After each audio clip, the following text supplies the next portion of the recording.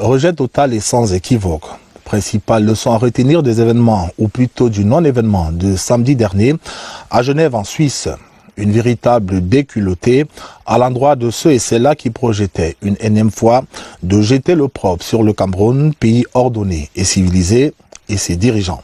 Mal leur en a pris, la farce projetée s'est retournée contre ses initiateurs, insignifiants en nombre et diffus dans leurs revendications.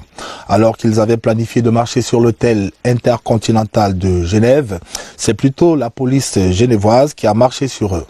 Sur place au Cameroun, c'est un sentiment mêlé d'indignation et de tristesse qui habite l'immense majorité des Camerounais, de plus en plus excédés, exaspérés même par ces agissements de ses compatriotes de la diaspora qui s'attellent quotidiennement à défigurer l'image du pays sur la toile et dans les différentes capitales où ils résident.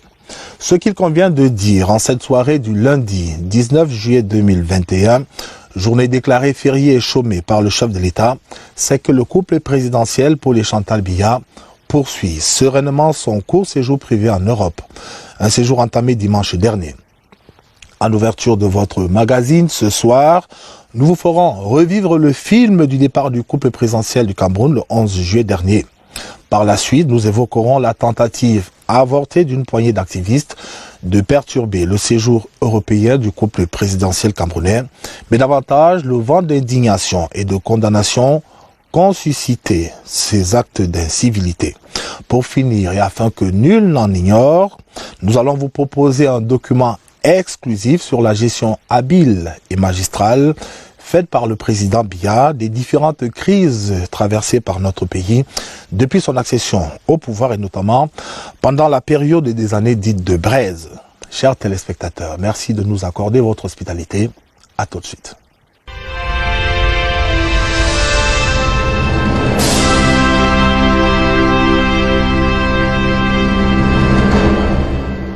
Ouvrons donc votre magazine avec les chaleureuses retrouvailles entre le président de la République, les grands corps de l'État et le peuple profond dimanche dernier à son départ du Cameroun.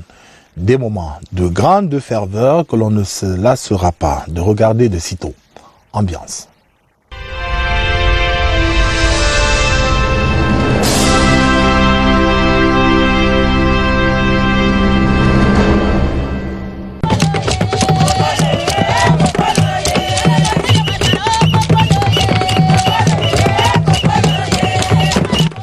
Exubérante, chaleureuse, toujours à l'offensive, les dames des différents groupes d'animation venues redonner à la relation singulière entre le président de la République Paul Biya et son peuple toute sa profondeur. Ce dimanche 11 juillet 2021, l'esplanade du pavillon présidentiel de l'aéroport international de Yaoundé-Simalène a valeur de miroir. Miroir de l'attachement des Camerounais à leur chef d'État ainsi qu'à la première dame du Cameroun, Madame Chantal Biya. La quiétude de cette banlieue de la capitale camerounaise sera ainsi rompue dès les premières heures de la matinée par les coups de sifflet, les pas de danse, les bruits de castagnettes et bientôt les sirènes du cortège présidentiel. À l'accueil de Paul et Chantal Biya ce dimanche, une quinzaine de personnalités représentant les grands corps de l'État et en tête desquels se trouve Marcel Nyadji Fendji, le président du Sénat. Précédé par une escorte d'honneur et de sécurité, le cortège présidentiel s'immobilise à la cour principale du pavillon d'honneur 5 minutes après 11 heures. Rayonnant d'assurance, le chef de l'État et la première dame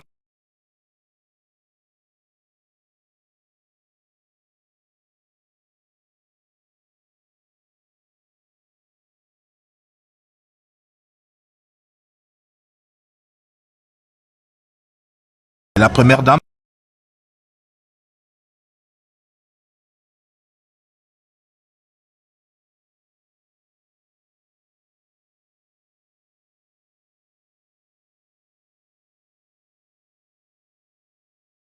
la première dame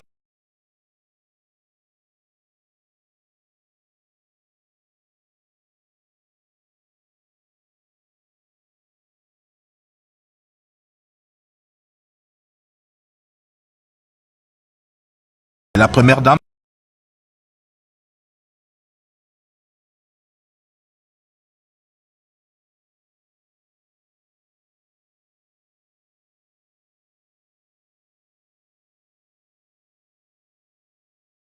La première dame.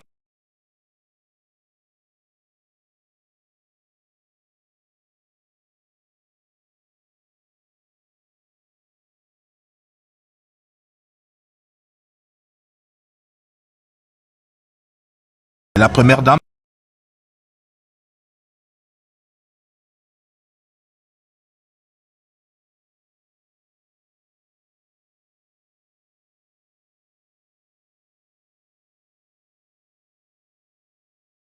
La première dame.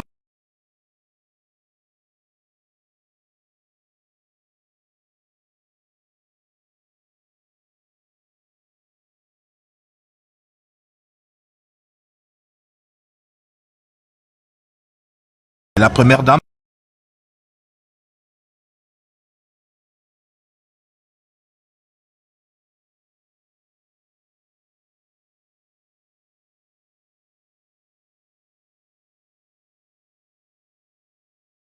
La première dame.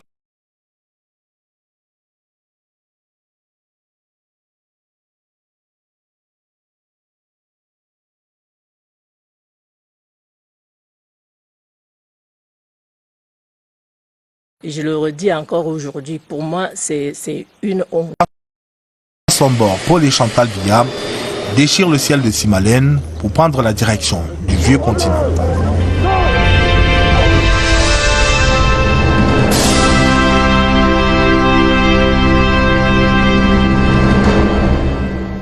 À peine arrivés dans le vieux continent, quelques activistes camerounais bien connus et leurs sous-traitants ont entrepris de perturber la quiétude du séjour de Paul et Chantal Biya.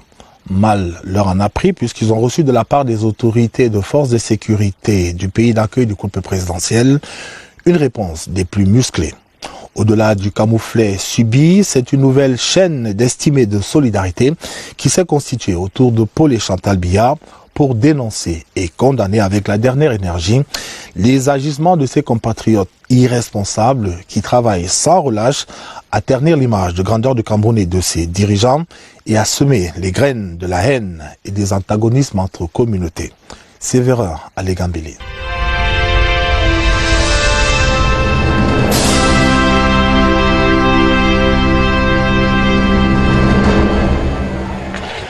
Les scènes de samedi dernier sur la place des Nations à Genève ont fait le tour du monde.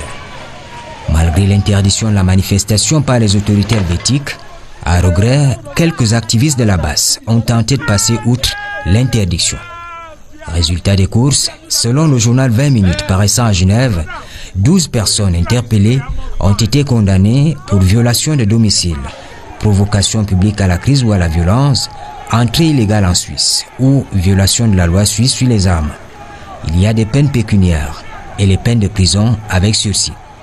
J'aimerais condamner avec la plus grande énergie les actions de certains membres de la diaspora camerounaise qui ont pour vocation de ternir l'image du Cameroun. Nous sommes des bons citoyens dans nos pays de résidence. On a le devoir d'être des bons citoyens dans notre pays d'origine. Notre cordon ombilical est au Cameroun et nous respectons nos aînés.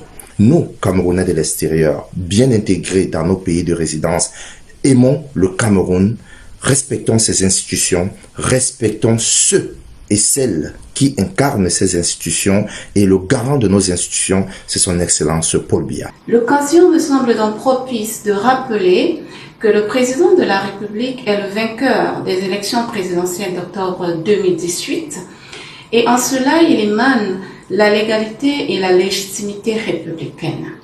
Raison de plus pour laquelle j'ai été profondément outrée et indignée en découvrant les démarches initiées par les activistes de la brigade anti-Sardinat qui se sont résolus de travestir l'image de notre souveraineté républicaine en terre étrangère en proférant des menaces et des attaques contre la personne du président de la République qui est celui-là même qui incarne nos institutions. Nous constatons un complot contre le Cameroun et la première des institutions portée par des activistes, des personnes qui sont ourdies par la haine, par la division et qui ont un seul objectif, c'est de détruire l'unité nationale. Le séjour du chef de l'État en Europe me semble être plutôt une occasion à saisir pour lui faire apprécier à lui ou à un de ses collaborateurs ce que nous faisons comme recherche de pointe en Occident. Accueillir chaleureusement notre gouvernement dans nos lieux d'activité témoignerait même de la volonté de travailler ensemble pour le développement de notre pays, ce qui enchanterait nos institutions hôtes ici, vu qu'elles sont en même temps des investisseurs pour certains de nos projets. Il faut rappeler que la place des Nations à Genève est dédiée à toutes les manifestations pacifiques. Celle de la Basse a été interdite par le département de la sécurité du canton de Genève en raison d'un faisceau d'indices démontrant un risque concret de débordement. Quand vous avez reçu l'autorisation de manifester à cet endroit, les autorités suisses vous accompagnent pour que votre manifestation se déroule normalement et sans dérapage. Il se trouve donc que la finesse et le tact des autorités camerounaises a prévalu sur l'autorisation qui était initialement accordée. Ils ont réussi à démontrer que les personnes qui vont manifester ne vont pas respecter les termes, le standard d'une manifestation pacifique, parce qu'en 2019, ils avaient donné la preuve qu'ils ne sont pas capables de respecter la règle de droit. À côté de l'action vigoureuse des autorités genevoises, il faut rappeler que le chef de l'État a pesé de tout son poids pour éviter l'affrontement qui se profilait à l'horizon. Lui-même, il dit qu'il est le père de la nation.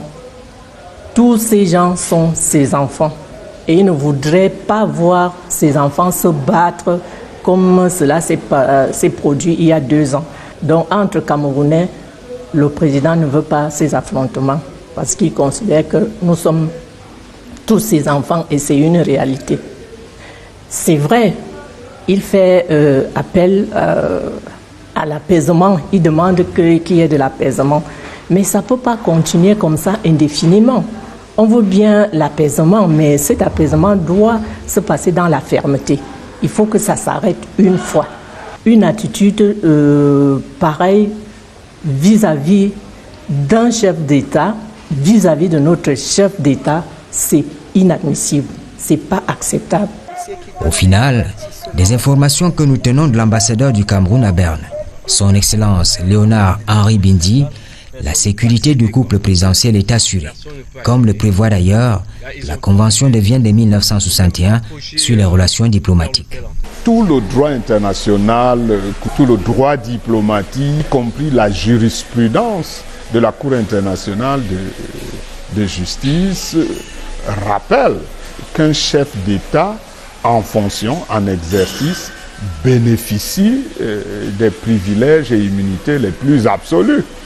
Et sur cette base, il n'y a aucune inquiétude que le président de la République, son Excellence Paul Biya, en séjour à Genève, soit largement protégé. Non seulement il est protégé, sa personne est inviolable et la pratique et le droit suisse nous confortent dans cette position. La jurisprudence suisse helvétique consacre la protection exceptionnelle, particulière d'un chef d'État en exercice durant son séjour dans leur territoire. Qu'on ne se trompe pas d'appréciation, la présence du chef de l'État à Genève répond à un besoin. Le besoin d'être présent par toutes les grandes décisions du monde se prenne. C'est la Genève des négociateurs, c'est la Genève des diplomates, c'est la Genève des chefs d'État de tous bords, de passage, qui ici et là négocient tel ou tel avantage ou telle facilité pour leur pays. C'est de Genève que viennent les règles, les instructions, les orientations. C'est de cette petite ville-là. Et c'est à côté de l'hôtel intercontinental. C'est l'hôtel des chefs d'État. C'est l'hôtel des grands négociateurs. C'est là-bas que l'essentiel des négociations les plus fines se déroule. Donc, quand votre chef d'État est dans cet hôtel, il n'est pas en villégiature, il est au travail. Ce n'est pas le bon endroit pour se reposer, je m'excuse. Ce n'est pas l'endroit pour se reposer. C'est l'endroit idéal pour être au contact du monde. Vous avez certainement entendu parler du sommet de Davos, mais c'est à Genève que ça se prépare. Le World Economic Forum est à Genève, il n'est pas à Davos.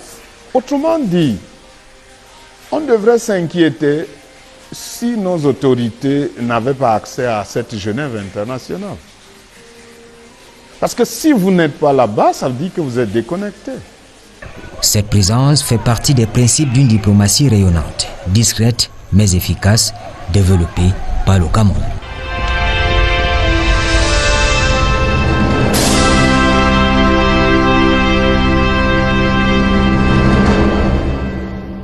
De par la Constitution, le président de la République est la figure la plus symbolique de notre pays. Et en cela, il a droit à tous les égards et à la considération due à son prestigieux rang. Un principe auquel une poignée de compatriotes ont du mal à se soumettre. Voici pour eux quelques précieux petits rappels avec Joseph Clément Ongba.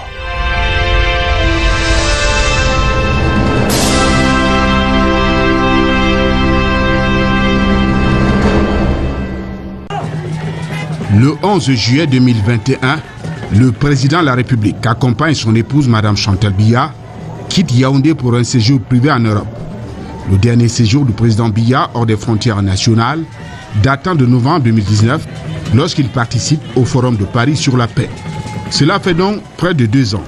2 ans au cours desquels le chef de l'État s'attelle à conduire la barque Cameroun qui vogue à travers les eaux troubles de la gestion de la riposte nationale contre la Covid-19, la gestion de la crise sociopolitique des régions du Nord-Ouest et du Sud-Ouest, la veille sécuritaire, jour et nuit, dans l'extrême Nord, la préparation de la Coupe d'Afrique des Nations de football, dont le Cameroun est terre d'accueil dès janvier 2022, les audiences accordées aux envoyés spéciaux et émissaires de ses homologues, les chantiers économiques et infrastructurels, les dossiers des réformes au sein de la CEMAC, etc.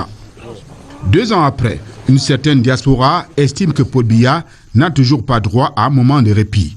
Aussi prend-elle sur elle de perturber son séjour, distillant des discours haineux, profanant l'image de son pays, de ses institutions et des personnes qui les incarnent. Mieux informé de la situation au Cameroun, de la nature de son système politique, de la légitimité de son président, les autorités helvétiques interdisent la manifestation du 17 juillet 2021. C'est une réaction normale face à une situation dont la gravité a été relevée. Dans tout État organisé, lorsque l'ordre public est attaqué ou menacé, les autorités se préoccupent de le rétablir. Les troubles à l'ordre public, les menaces à la tranquillité des gens, les atteintes à la sécurité des personnes et des biens sont encadrés et réprimés. L'apocalypse promis à Paul Biya a donc tourné court, malgré l'aveuglement de ces extrémistes. Aussi paradoxal que cela puisse paraître, Paul Biya, c'est lui-là même qui libéralise le paysage politique camerounais en y introduisant le multipartisme en 1991 qui met fin à la censure des journaux dont la liberté de ton est inégalée, qui accorde le droit de vote aux Camerounais de l'étranger, une première dans l'histoire de notre pays, qui dote le Cameroun d'une forme originale de décentralisation avec un système répondant aux spécificités camerounaises. Paul Biya est donc l'objet d'un tissu de mensonges, avec des contre-vérités se situant aux antipodes des idéaux de tolérance et de paix qu'il a toujours prônés. Élu en 2018 par plus de 71% de Camerounais, ceux du pays et de la diaspora, comme président de la République, Paul Biya exerce une fonction entourée de toute sa légalité et de toute sa légitimité. Ne l'oublions pas, la Suisse est un pays ami avec lequel le Cameroun entretient d'étroites et fructueuses relations diplomatiques et qui abrite de nombreuses organisations internationales dont notre pays est membre. Certes, des compatriotes ont tenté d'outrager et d'offenser le président Biya, mais cela ne remet pas en cause ni son aura, ni sa haute stature, ni sa respectabilité. Dans les 4 coins du Cameroun, l'indignation se mêle à la réprobation. Dans les partis politiques, toutes obédiences confondues, l'on dénonce. Quand le chef d'État du Cameroun se déplace, il porte toujours la casquette de président de la République du Cameroun, avec tous les pouvoirs qui lui vont.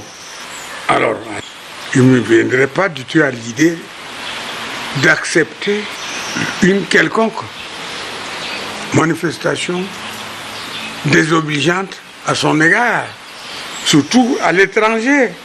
Non seulement nous manquons de respect à Paul Biya, mais nous manquons de respect au président de la République du Cameroun. Nous avons le droit de déshonorer notre pays. Ça commence à en faire un peu trop. Il faut le traiter comme tel. Vous ne pouvez pas quitter votre pays pour aller faire le désordre dans un autre pays, disant que vous faites de la démocratie. Répondre que c'est la démocratie. C'est quelle démocratie? Nous sommes un pays indépendant. Nous avons notre territoire. Nous avons notre constitution. Nous avons nos règles. Si les gens veulent faire la politique, ils viennent faire ça ici. Depuis quand des Européens vont venir ici en Afrique défiler quand ils ont un problème politique chez eux? Par la voix de son porte-parole, René Emmanuel Sadi, qui signe un communiqué de presse, le gouvernement rappelle que le président de la République est le chef de l'État. C'est une institution consacrée. Le président, dans le contexte actuel, il doit se sentir aimé par son peuple. Et il est temps que les gens qui continuent à dire n'importe quoi comprennent que le président de la République, c'est Paul Biya. Point final. Le président Paul Biya a été élu démocratiquement. Il est le président de toutes les Camerounaises et de tous les Camerounais, sans exclusive. Le débat sur l'élection est clos. Aujourd'hui, nous nous consacrons à la construction d'un État solidaire, prospère, fort et démocratique. Nous voulons démontrer qu'au Cameroun, la barbarie ne l'emportera pas sur l'esprit républicain et sur la légitimité institutionnelle qu'incarne de fort belle manière le chef de l'État, son Excellence Paul Biya, président national du RDPC. Comme le stipule notre Constitution, il représente cet État dans tous les actes de la vie publique. Quel que soit l'endroit où il se trouve, il a droit à des égards et mérite la considération de tous ses compatriotes.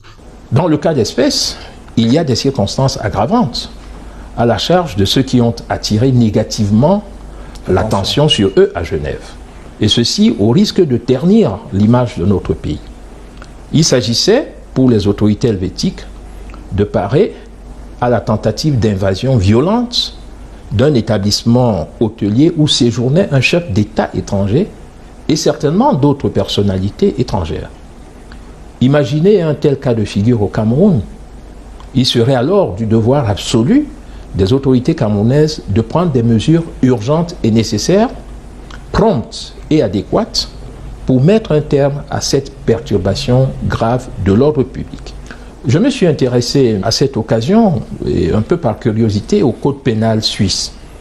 J'y ai relevé l'article 296, qui punit d'une peine privative de liberté ou d'une peine pécuniaire celui qui publiquement aura outragé un État étranger dans la personne de son chef.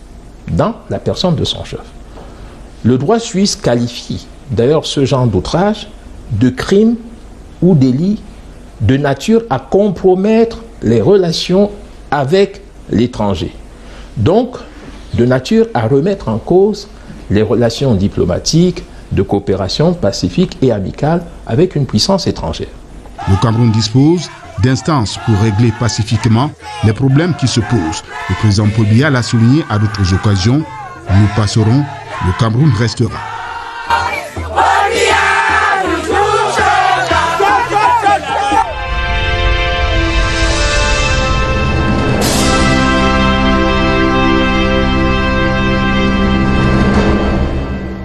À ceux et celles qui ont volontairement ou involontairement la mémoire courte, nous avons entrepris de remonter le fil de notre histoire commune pour évoquer la gestion par le président Biya des différentes crises auxquelles notre pays, le Cameroun, a eu à faire face depuis son accession au pouvoir. Ce soir, nous allons spécifiquement marquer un arrêt majeur sur la gestion de la période des années dites de braise au Cameroun, une période d'épreuves difficiles et de contestations virulentes qui qui a offert au président camerounais de déployer tout son génie politique. C'est un document exclusif d'une trentaine de minutes, fait d'évocations et de témoignages d'acteurs de premier plan de cette période particulière de l'histoire de notre pays et qui tous s'accordent à reconnaître en Paul Biya une habileté politique unique. Regardons.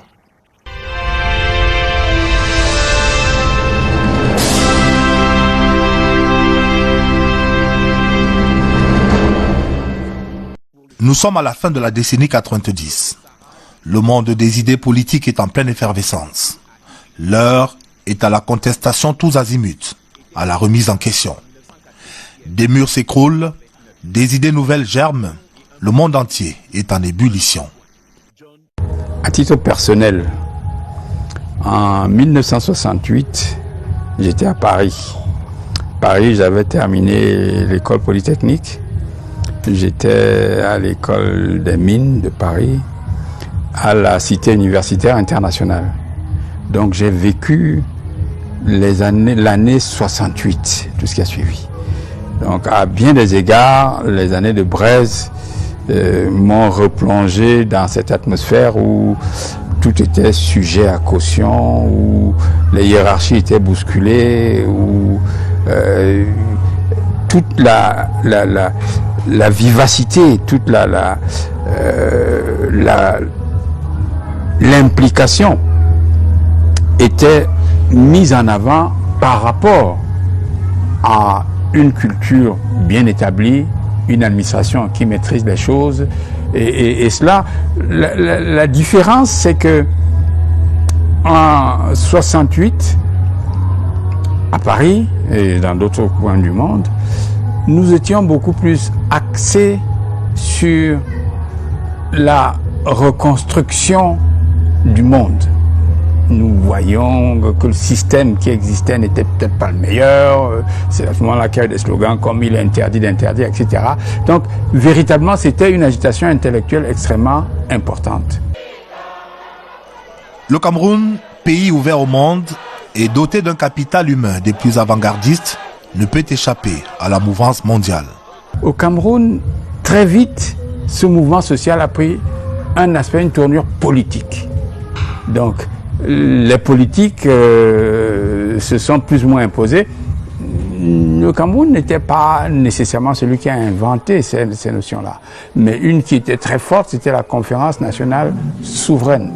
Donc il s'agissait effectivement, pour ceux qui étaient impliqués, d'essayer de rebâtir, bon, d'abord de dénoncer ce que l'on considérait comme inapproprié, ensuite de reconstruire sur la base d'un grand soir, d'une assemblée qui représenterait tous les Camerounais et qui allait se mettre au travail pour faire un Cameroun nouveau. Et c'est ainsi que le pays sera frappé de plein fouet par le vent de la contestation. C'est notre arrestation en 19 février 90 avec Maître Yondo, Henriette Ekoué et consorts qui a déclenché le processus du retour au multipartisme. Ça c'est indirect, on ne l'a pas fait, on se réunissait pour inciter le chef de l'État à ouvrir. On ne savait pas que ce serait l'élément déclencheur de tout ce processus politique.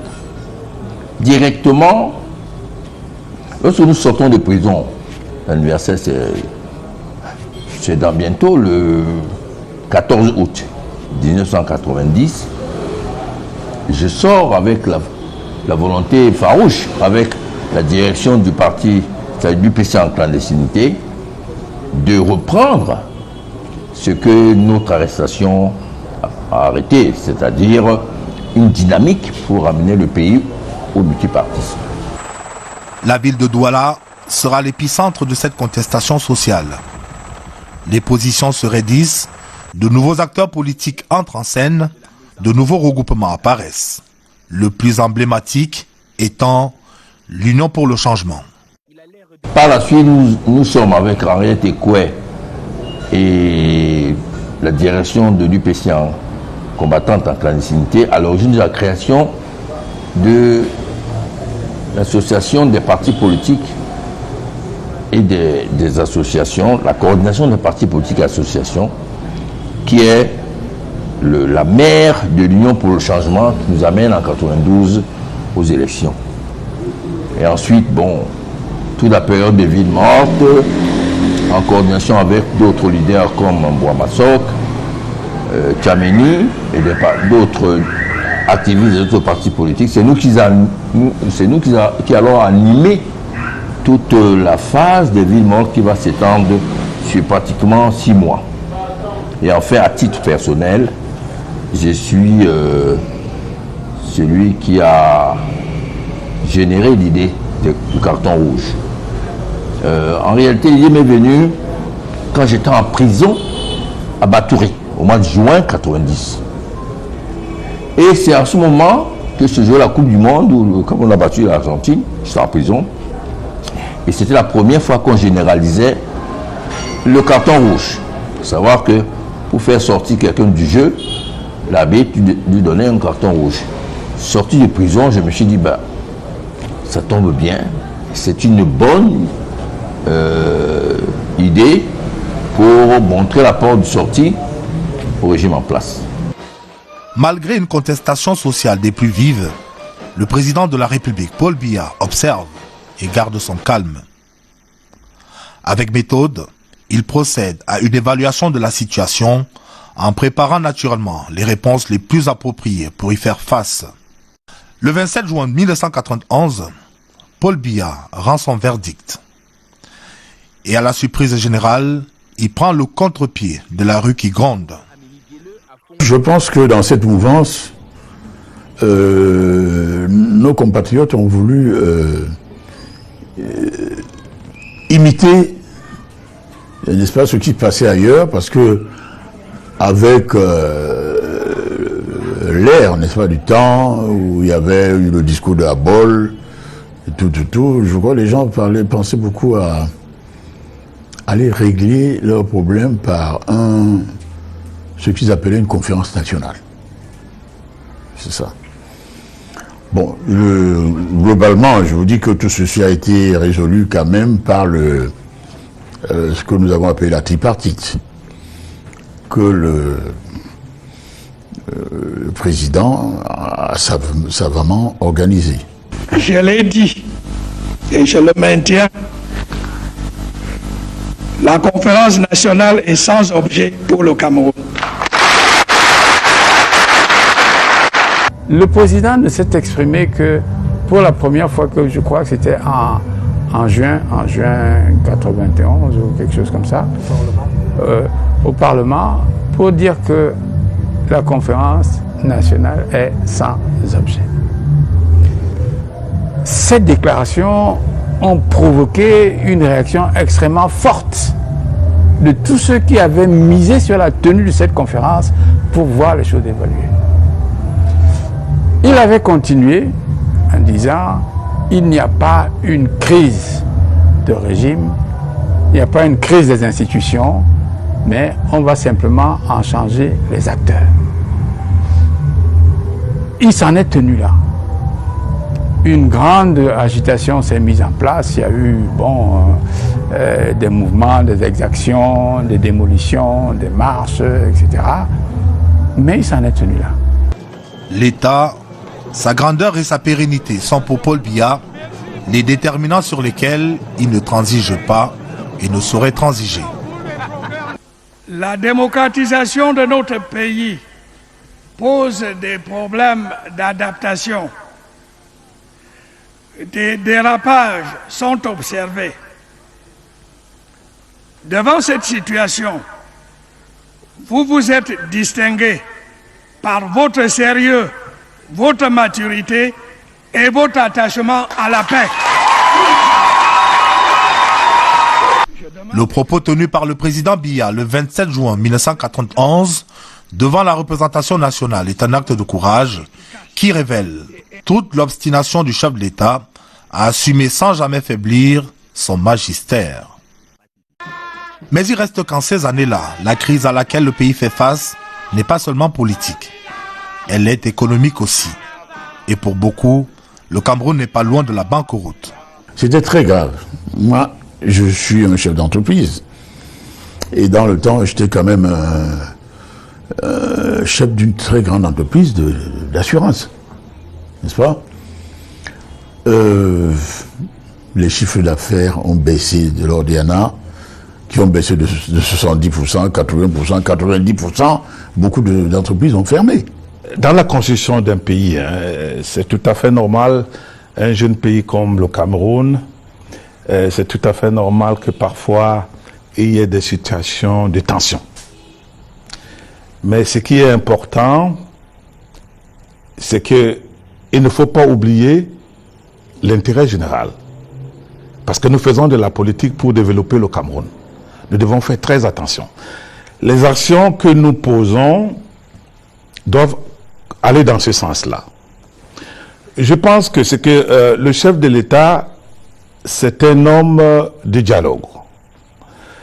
C'est tout à fait aussi un homme politique qui a une vision et qui a aussi des principes.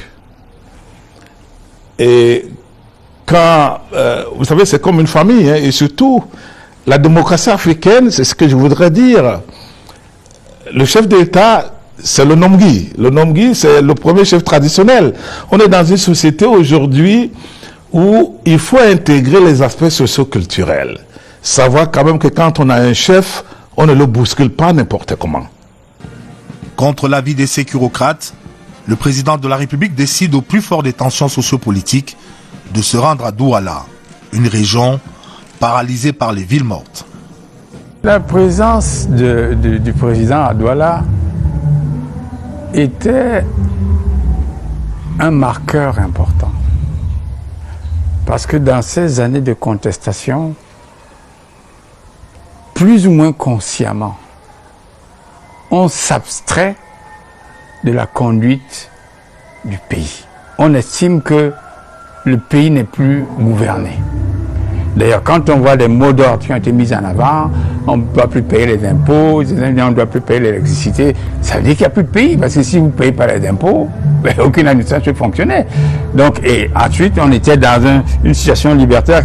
Et je crois que le président Biya a dû donner des instructions fortes pour que la police et l'armée n'aboutissent pas à une confrontation avec les populations et les manifestants. On a vécu des situations, on nous balançait de l'eau avec le Mami Wata, on nous interdisait des réunions. On a quand même été un peu torturés, parce que moi, je me souviens que nous avons été arrêtés après un meeting qu'on avait fait à la salle des fêtes d'Aqua. On descendait, bon, je crois que j'avais présidé ce meeting.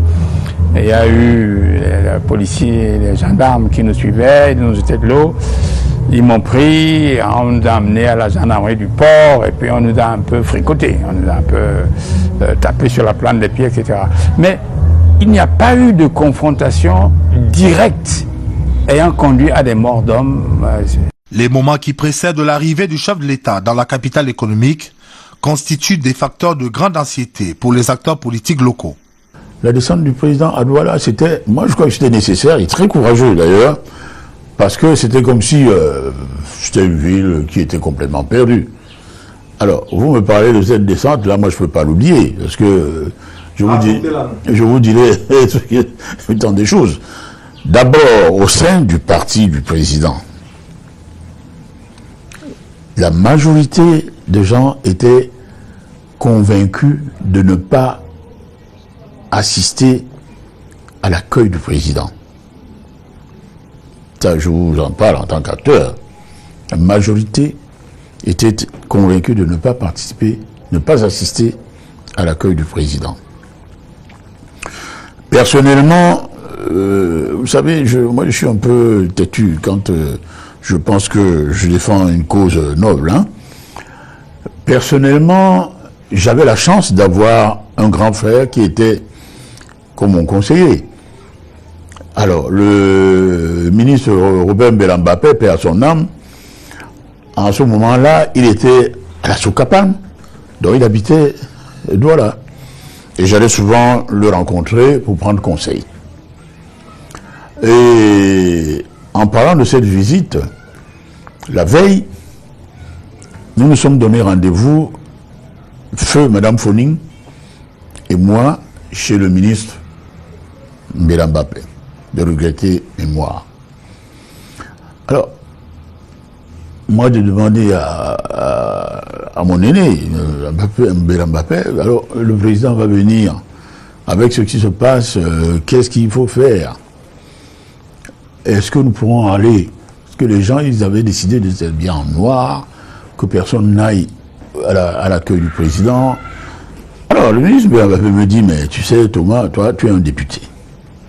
Tu ne peux pas ne pas aller à l'accueil du président.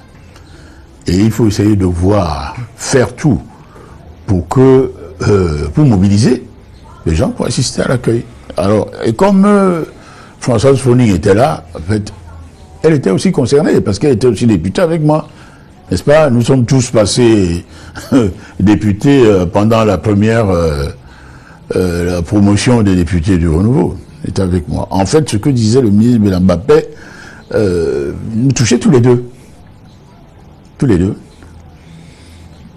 Évidemment, sur ces entrefaites, je suis rentré à Daïdo et on a essayé de sensibiliser les gens courageux pour assister à l'accueil du président. Alors, je me rappelle que en descendant, vous voyez la colline là, devant le collège Alfred Sacker, au rond-point, il y a des gens qui m'ont intercepté. Bon. Seulement, ils ont vu que c'était moi. Je vous dis, hein, les gens ont vu que c'était moi et on dit, ah, il y en a qui se sont même cachés le visage, sont retirés. Mais les autres, on les arrêtait, hein. On empêchait les gens de passer. On empêchait les gens de... Je suis allé au défilé, à la réception du président.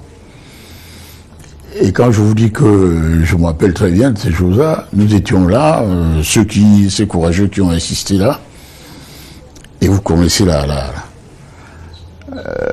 belle phrase qu'avait prononcée le président de la République, parce que puisque les gens en passé disaient que oh là là, ils ne pouvaient plus même mettre pied ici, Douala était pris par les autres, Douala n'était plus avec le régime.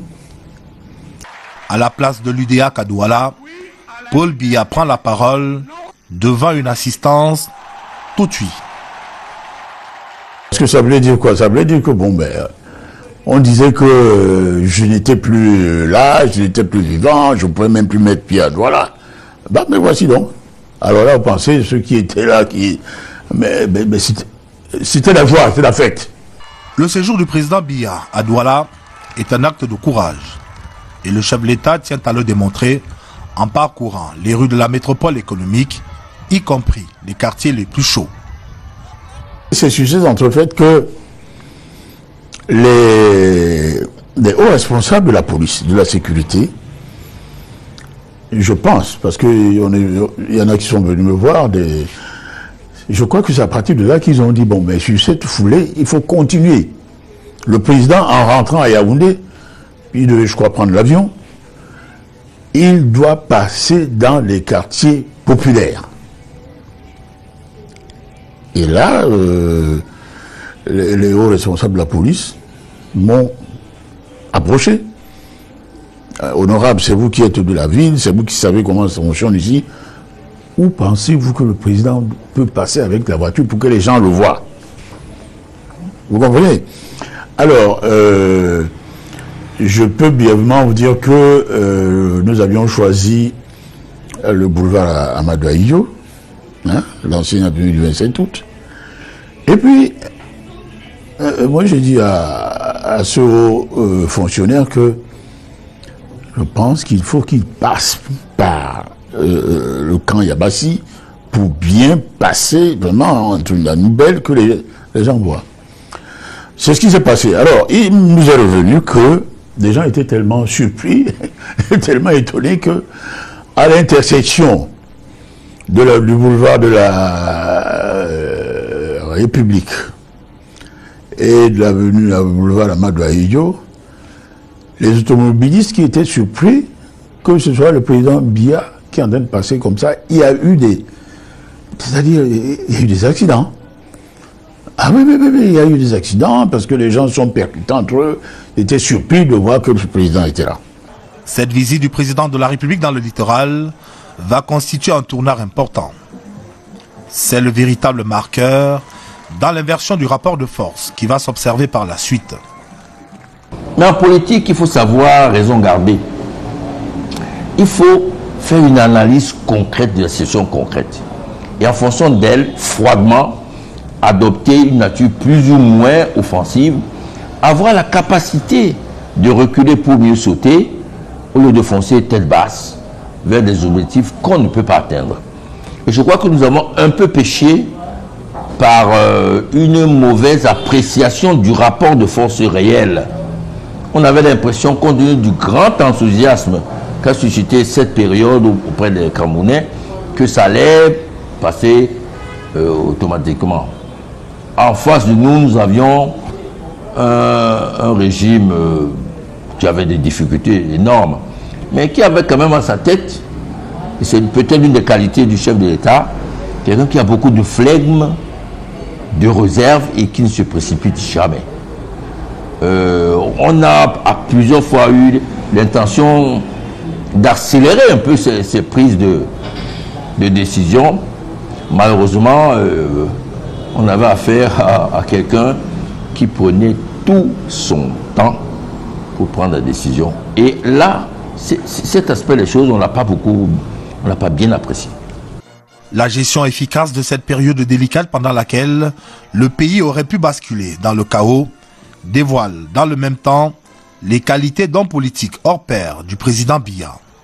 Malgré toutes nos divergences vis-à-vis du chef de l'État et du régime, il faut quand même dire que l'expérience a beaucoup joué.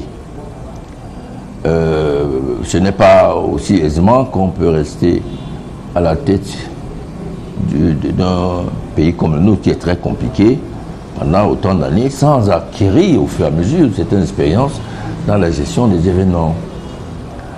Nous n'avons pas imaginé la capacité de résilience du régime. Si le Cameroun,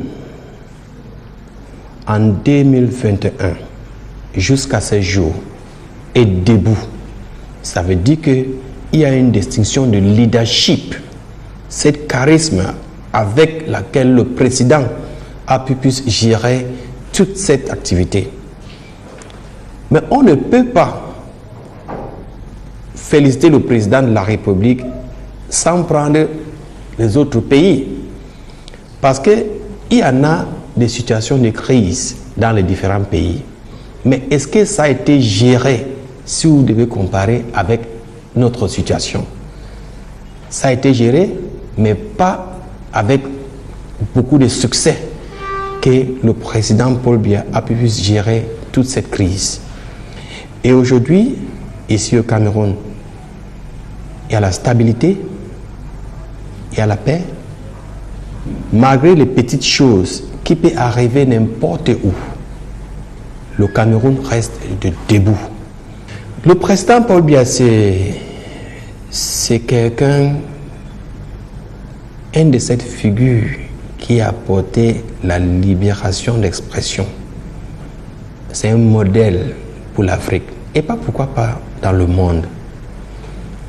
Dans une situation où les autres pays et les différents présidents dans les différents pays sont en train de vouloir étouffer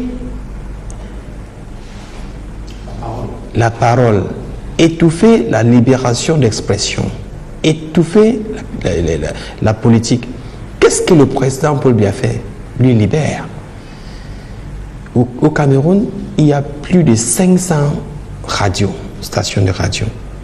Au Cameroun, il y a plus de 50 chaînes de télé, y compris les chaînes nationales, les chaînes internationales. Où dans l'Afrique ou dans le monde que vous pouvez voir ce genre de situation? Ça n'existait pas. Et en plus, le Cameroun, c'est le seul pays en termes de expression libre où quelqu'un, n'importe qui peut se lever, il parle à la télé ou par la radio, il insulte le président, on dit que non, c'est l'expression libre. Si vous avez d'autres pays où ça existe, il faut me citer. À travers l'expérience de cette période sensible de l'histoire contemporaine du Cameroun, il ne fait pas de doute qu'un certain nombre de leçons peuvent être tirées. L'échec de la tentative de mise à genoux du Cameroun pendant la période des années dites de braise est avant tout l'échec d'une stratégie. Celle d'une opposition camerounaise qui a sous-estimé la capacité de résilience du président Biya devant les épreuves. Paul Biya, dont la patience et la pondération auront été le plus grand capital. D'expérience, n'est-ce pas, nous qui vivons dans ce régime, dans cette mouvance de la politique du président, si vous voulez que je vous dise, moi je dirais que c'est un maître. Le président Biya, c'est un maître, parce que ça... c'est un sage, cette pondérance qu'il a, et qui prouve que c'est quelqu'un qui est tout le temps en train de réfléchir, bien réfléchir avant de prendre une décision. Eh bien, je dirais que c'est un artiste en cette matière-là. Parce que depuis que le président de la République est là, vous savez, les crises, nous en avons eu, nous avons géré, aussi bien à l'intérieur qu'à l'extérieur. Je ne pense pas que beaucoup de présidents, beaucoup de chefs d'État auraient géré cette situation. Je pense que nous aurions déjà eu à faire même deux guerres. Deux guerres avec l'étranger et sans tenir compte du sang qui aurait coulé ici à l'intérieur de ce pays. Parce que déjà au début là, du multipartisme, je connais les situations dans lesquelles les personnes demandaient à ce qu'on tire sur certaines personnes, n'est-ce pas, sur certains hommes politiques, qu'on tire sur eux, parce que de par leur comportement. Et nous savons que le président n'a jamais approuvé ce genre de choses. Cet échec est aussi la conséquence de l'approche communautariste que certains acteurs politiques de l'opposition camerounaise d'alors ont voulu donner à leur combat. Certains inexpérimentés dans la coordination ont créé une fracture régionale dans les discours, dans les mots d'ordre, qui nous ont coupé d'une certaine manière de l'adhésion populaire de ces trois régions qui sont autour de la capitale politique. Donc avec le recul, voilà l'un des éléments qui nous a empêchés peut-être d'atteindre nos objectifs. Et je crois qu'il faut en tirer des leçons. C'est parce que je suis surpris dans le contexte actuel que des gens s'arc-boutent ou composent, érigent leur stratégie autour du sectarisme régional. Parce que ça ne peut pas marcher dans notre pays qui est très varié et qui a une certaine histoire de nation qui se construit, qui s'oppose à des adversités extérieures. A surtout donné à voir un chef d'État déterminé mais humaniste. Un homme d'État qui, même au plus fort de l'adversité, a toujours su raison garder. Je dois quand même lui rendre hommage, malgré nos divergences, sur un point qui m'a toujours marqué.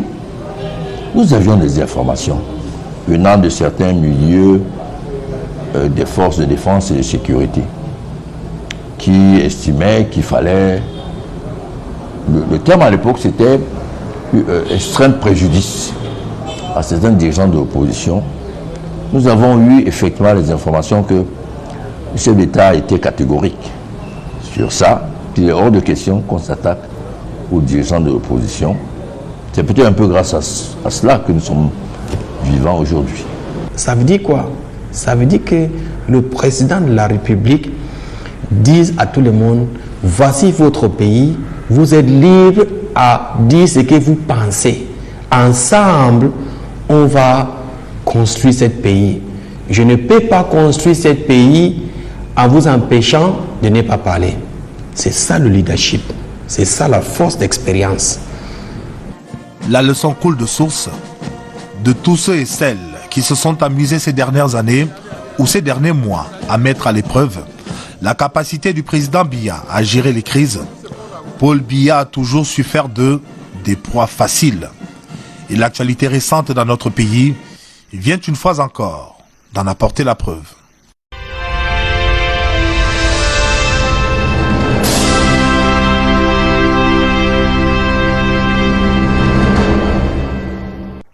Chers téléspectateurs, votre magazine est à présent terminé. Merci de l'avoir regardé.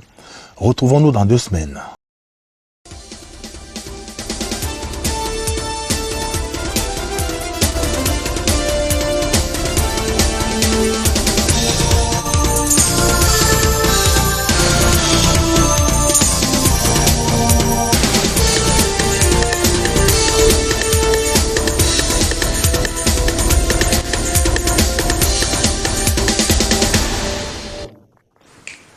Bonsoir. Eurobond, le mot bondit dans le discours des politiques et la mémoire collective nationale depuis 2015, année d'entrée au Cameroun de ce titre de dette publique qui permet à un État d'emprunter de l'argent sur le marché international dans une monnaie autre que la sienne. Au gré de la conjoncture, le terme est revenu dans l'air du temps depuis la décision de refinancement de l'eurobond du Cameroun actée par le chef de l'État. Paul Biya, qui pilotait lui-même cette opération délicate, a donc dû signer coup sur coup l'ordonnance portant modification de la loi des finances 2021, l'ordonnance habilitant le gouvernement à recourir à